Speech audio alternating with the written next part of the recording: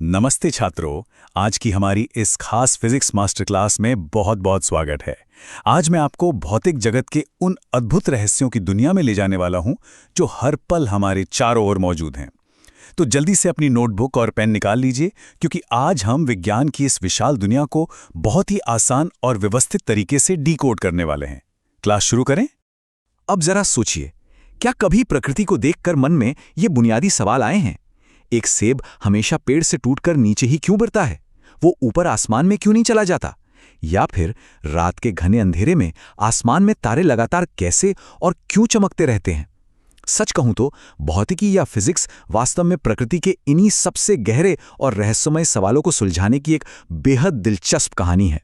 तो आज की इस क्लास का एजेंडा कुछ इस प्रकार है। पहला, भौतिकी क्या है। दूसरा, भौतिकी का कार्यक्षेत्र। तीसरा, चार मूल बल। चौथा, संरक्षण के नियम। और पांचवा, आपकी परीक्षा के लिए एक त्वरित चेकलिस्ट। चलिए बिना देरी किए अपने पहले टॉपिक से शुरू करते हैं। एक, भौतिकी क्या है? ध्यान से सुनिएगा छात्रों, क्योंकि एग्जाम्स के लिए ये परिभाषाएं बहुत जरूरी हैं। भौतिकी मुख्य रूप से दो वैचारिक खंभों पर टिकी है। पहला खंभा है एकीकरण यानी यूनिफिकेशन। इसका सीधा सा मतलब है गिरते हुए सेब और सूर्य के चारों ओर घूमते ग्रहों जैसी अलग अलग घटनाओं को सिर्फ एक ही नियम जैसे गुरुत्वाकर्षण से समझाना। है ना कमाल? और दूसरा खंभा है न्यूनीकरण यानी रिडक्शनिज्म। आसान शब्दों में कहें तो किसी बहुत बड़ी और जटिल प्रणाली को समझना हो तो उसे छोटे छोटे सरल हिस्सों में तोड़कर समझना। आगे बढ़ते हैं हमारे दूसरे टॉपिक की ओर। दो, भौतिकी का कार्यक्षेत्र। यहां हम दो बिल्कुल अलग दुनियाओं की तुलना कर रहे हैं। सोचकर देखिए, एक तरफ है सूक्ष्म प्रभाव क्षेत्र, जहां इतने छोटे कणों की बात होती है जिन्हें हम अपनी खुली आंखों से देख भी नहीं सकते, जैसे परमाणु, नाभिक और इलेक्ट्रॉन।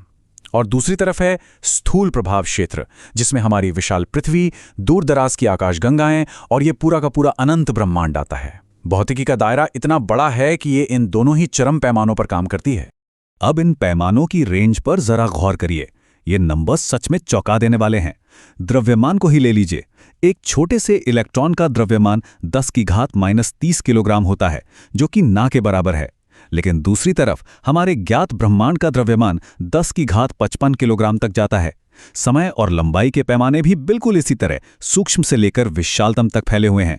छात्रों, परीक्षा में अक्सर इन चरम सीमाओं से जुड़े सवाल आते हैं, इसलिए इन्हें अच्छे से समझ लेना बहुत महत्वपूर्ण है।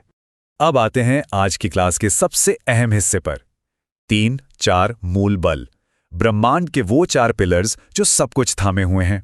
सबसे पहला है गुरुत्वाकर्षण बल। ये ब्रह्मांड में द्रव्यमान वाले किन्हीं भी दो पिंडों के बीच लगने वाला आकर्षण बल है। इसका सबसे आसान घरेलू उदाहरण है हाथ से एक पेन का डेस्क पर गिर जाना। ये बल हर जगह मौजूद है, लेकिन सबसे मजेदार फैक्ट क्या है पता है? हालांकि ये बल आकाशगंगाओं और ग्रहों की गति को कंट्रोल करता है, लेकिन असल में ये इन चारों बलों में सबसे कमजोर बल है।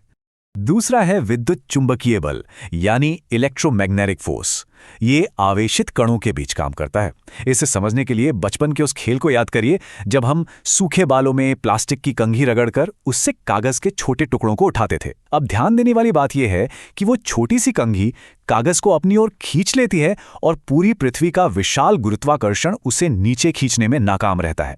इसका सीधा सा मतलब है कि ये बल गुरुत्वाकर्षण पर बहुत ही आसानी से हावी हो जाता है।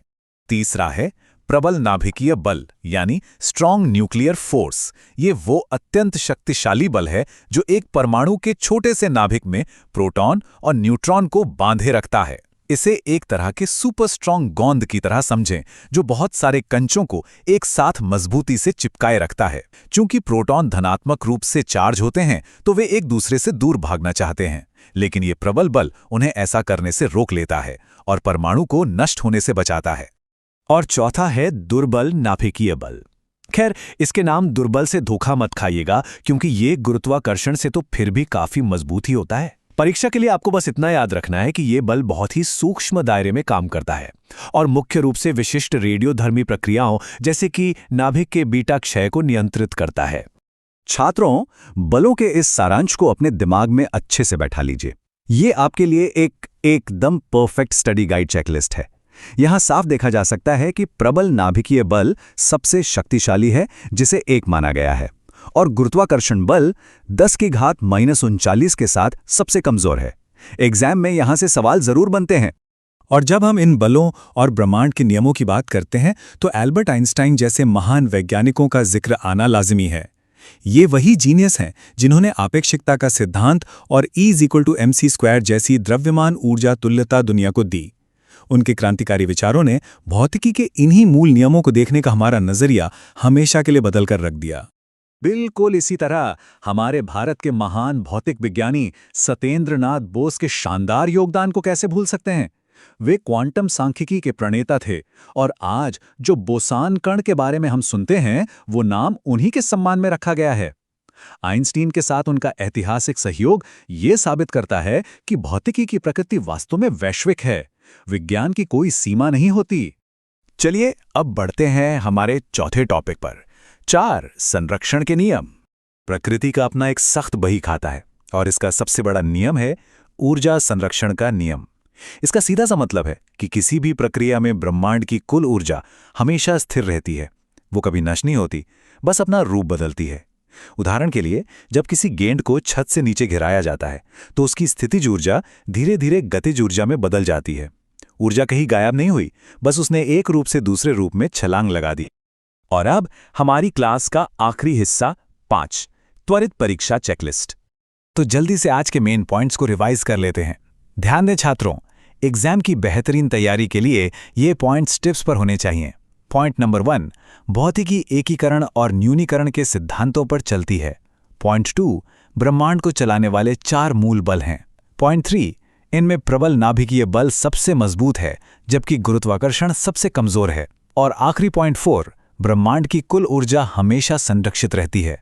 आज की इस मास्टर क्लास को खत्म करने से पहले आपके दिमाग की कसरत के लिए एक होमवर्क सवाल।